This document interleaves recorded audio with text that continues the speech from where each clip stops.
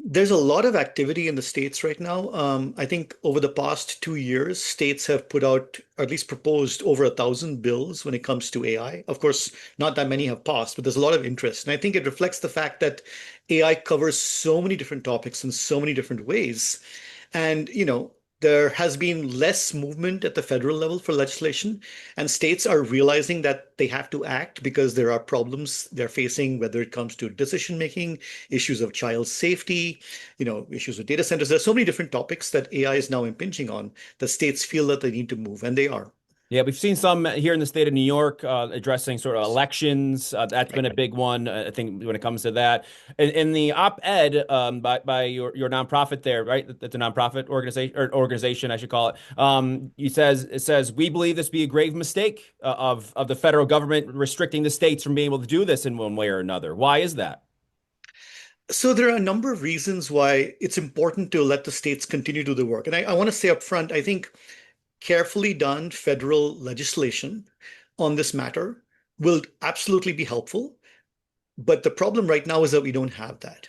And in the meantime, if you prevent states from doing what they need to do regarding governance of AI and making sure that the systems put out there are safe for use by the public, then what you're going to end up with is much more unverified, unvalidated systems. It'll be like putting cars out that haven't had the right checks and the tests in place. And that would be a problem, right? And there would be, an erosion of public trust now. We are already seeing concerns from the public about some use cases for AI, this AI companions and the horrible news over the summer with, teenagers taking their own lives after interacting with chatbots. The public is beginning to be very skeptical about AI uses because we don't feel like we have the right protections in place, and states are trying to act. So we need to have that.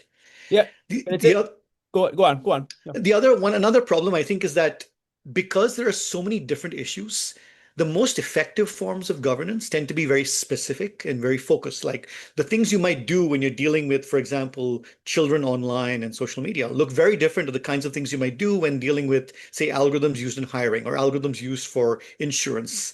And so you have to have a very specific, tailored approach. And oftentimes the states are the best place to target that approach for what a state needs. Yeah, and I think what you're getting to is the uniqueness of, I guess the country, right? When it comes to this, of the different regions and Yes. people and what makes all that up. And I think what's really interesting is you put issues in health, zoning, licensing, education, transportation, Yep. and policing. Briefly, how does AI apply there? I'm curious in all those different ways. Where does it come in? Oh, there's so many different ways, right? So let's just take one example, healthcare, right? Now you can say already, how does AI apply in healthcare? Even there, I could go on for a long time. So, for example, AI is being used to transcribe doctors' notes, right? When you go to the doctor's office and you talk to your doctor, a lot of doctors now are recording that conversation and then using some AI tools to not just transcribe it, but summarize it, integrate that with other lab testing, and try to help the doctor provide some holistic interpretation of the results. That's one thing. AI is being used to decide, what kind of care people should get, right? What should you be given this treatment or that treatment? Do we need to triage or do something more expensive? AI is being used to decide what kind of coverage people will get in the healthcare space. So just even within healthcare, there's so many different ways in which AI tools are being used. Another example is an tool might be used to analyze the MRI that you get if you go in for like a knee injury like I had a few years ago. These are all very different, and they're all within healthcare, and they all require a very different customized approach that understands the broader governance structure that we have in place already, even before AI came into the picture. And it does depend, I'd imagine, because these are even there's a difference between a local business and a big tech company, right? Yes. Can you tell me a little bit more about how AI, how that this works in that aspect of things when it comes to regulations and things and laws like of that nature? Yeah, so a lot of the regulations, or at least proposals for regulation, try to sort of acknowledge that, the concerns arise out of the scale of the deployment, right? So it's a big tech company versus small company. It's also even a small company with AI can have a huge impact if that small company's tools are being used across the board by many different people. And so states are often trying to see if the topic under consideration is of sufficiently broad impact, then the governance and the regulations need to be more directed. Then, if it's something where there are many good use cases and we want to see how the applications play out before we jump into trying to regulate them. So states can and navigate this very flexibly based on what they're seeing in their jurisdictions. When it comes to the big tech companies, obviously they're the ones that are pushing for this at the executive level. I think we could all agree on that. Why? Why? Why do you see that? Well, I think, in general, businesses like clarity in how in and a sort of a level playing field where they can operate. And so in general, businesses want one set of rules and not 100 different rules. And I think that's, a valid point to say that we would like, and it'll be more effective to have a single set of rules. I think the problem with arguments for a moratorium is that it is not as if there are the people arguing for the moratorium are saying, here is a set of rules. Now let's replace all these 50 rules by this. Mhm. They're arguing for no rules. And I think what happens when you have no rules is that most businesses will not function very well. A few businesses, mostly the big LLM companies who are trying to just beat each other in sort of an AI race, are going to have an advantage. And I think their incentive is to reduce any limits on what they can do with their tools as they try to gain market share. But again, I think there are good reasons to have a consistent single set of rules, but we're not in that place right now. In some parts of this new version, because I know there was the leaked, and then we talked about the moratorium first in the spring with the reconciliation plan, and then talked about it again most recently, and that also didn't fly. And there was the leaked version, and now we have this new version. I know this is in the weeds legislation, but there were some carve outs of that. And then the sort of the administration saying, well, there are some things that we want to keep on the books. And you mentioned the child, to keep children safe and things like does. Is that more along the lines, if we can expand that, does that make more sense in the long term? So, Other than the so federal government being able to pick and choose what they like and not. I guess that's another aspect of this. yeah, so it's very confusing actually because the moratorium and the earlier efforts, the both you mentioned, both in March and more recently, were about congressional moratoriums on state action. The document that was released most recently is an executive order by the administration, which purportedly pertains to the administration's use of AI. And there's debate about whether this is even, something that can affect the states. This executive order has two parts to it. The part you describe is right at the end of the executive order, when the executive order talks about trying to develop draft legislation to work with Congress that may have these carve-outs that you mentioned and others to be unspecified. But a large portion of the executive order is about essentially suing states that have bills on the books on any topic, regardless of not just these exceptions, any topic whatsoever. And I think that's the part that is also quite concerning because it could potentially put a chill on states doing any kind of action right now while they wait to see how all this plays out. And that has no exceptions to it. As far as I can tell in the order, the only considerations are if the requirements of the state are modifying the outputs of the AI systems in any way at all. And that if that were happening, then the federal government is asking the Department of Justice, presumably, to go after those states. And that's a big problem. Right. The Justice Department's a big part of that. You're right. Yeah, that's good. That's a good point. The current framework, I guess, without the executive order, say the executive order didn't happen, is that helping propel AI? Is it stunting its growth? Because I think you've heard arguments on both sides. So you mean if the executive order did not exist and we don't have a moratorium? Correct. Yes. My view is that we are seeing a lot of innovation, and that's an interesting word, coming from the states and how they are trying to regulate AI.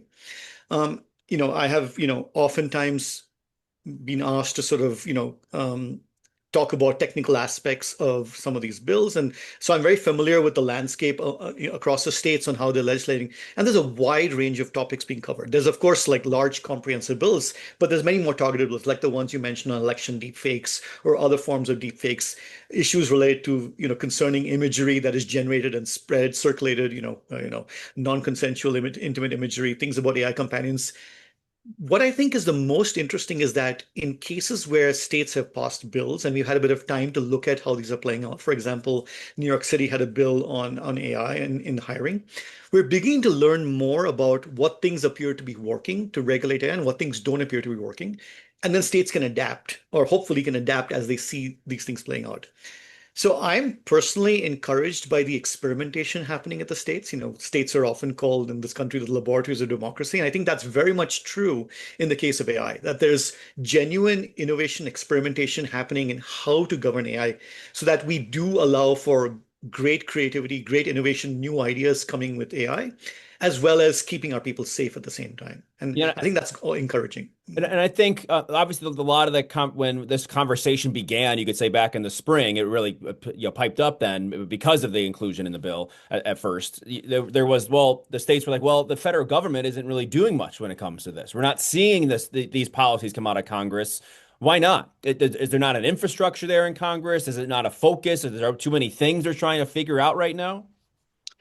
I don't know. I can't really speak for why Congress. I think there's a lot of interest in Congress. There are many legislators, there are many staffers who are paying very close attention to these issues. I think, like with anything else at the federal level, you have to build consensus. You have to, get bills passed the House and the Senate, and the president has to sign it. And it takes time and work. I mean, a couple of years ago, there was a very comprehensive privacy bill that was supported across the board by all the different stakeholders, and even that, got very close but failed to get passage in the Senate. So it is difficult, I think, and it's a pity because I think federal action would really be helpful to sort of just again to help us understand to set the level playing field so we can do the innovation we need. But I'm hoping that Congress can act, whether in this session or the next session, but we'll have to see. One of the other consequences, you could call it, in that op-ed that I went through, it's one of the sections here. If you can just, we can talk about this for a second. It says, without clear standards, businesses may exaggerate product capabilities, label software as AI just to skirt oversight, or avoid deploying AI in critical areas due to safety concerns. Can you speak to some of those things real quick here? Because I think those are really interesting potential consequences here.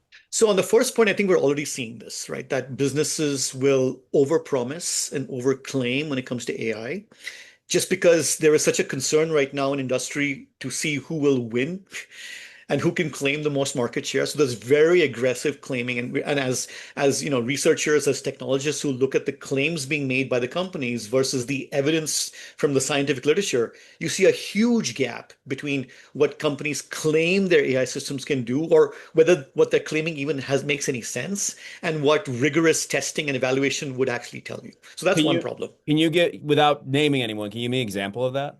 Yeah, I don't want to pick on anyone in particular because I don't think that's the point here. But for example, there are a lot of claims that, AI systems can reason and are conscious and and there's language around them that makes it sound like they're alive. And there's language around super intelligence and AI taking over the world and sort of controlling. That language is extremely imprecise. Researchers are thinking very hard about even basic questions about what does it mean to show that you can solve a problem like a math problem. Like, how do we even know that a person says they know how to solve a math problem? We're still trying to figure those things out, and we're trying to design evaluations for AI systems that can do that. But the scientific consensus on this is very far removed from what these claims are on the basic things like how human-like is an AI system. That's one example. Yeah. The point you mentioned about a government, especially, right? I think, we often think of, say, the government should run like a business, but of course, governments serve the population, they serve the public, and their biggest responsibility is to serve the public well. Maybe not as fast. Fast would be nice, but speed is not as perhaps maybe as important as doing it right and doing it fairly and making sure everyone gets the services they need. And so governments and I'm one of as one of my I'm part of a Rhode Island task force on AI, and we spend a lot of time talking about how government agencies are going to use AI, and that people are very worried about putting out systems that are not tested rigorously that will actually serve the purpose and the agency's mission that they have to serve. And they're very nervous. I mean, you see governments are among the slowest to adopt new AI tools because they're nervous about whether this will comply with existing laws, existing regulations, and whether people will get the services they need. And so I think not having the ability to test and evaluate systems for all kinds of concerns makes it hard to build confidence. And I think that's what most of us who do research want to do. We want to use AI systems and we want to make sure they're tested rigorously. And we want to build the scientific infrastructure and the technical infrastructure to do that. Interesting. Finally, now that this executive order has been signed, what do you see? What do you recommend? What do you think should happen next here? I think we should continue doing the important work of building grounded, technically sound evaluations of AI systems, encouraging, insisting, that these systems are tested thoroughly and verified before they're put out, like we expect for any other computer system that we put out, right? And I don't think the executive order changes any of that or should. Hmm. Suresh, thank you so much for your time. I really appreciate it. You're very welcome. Thank you.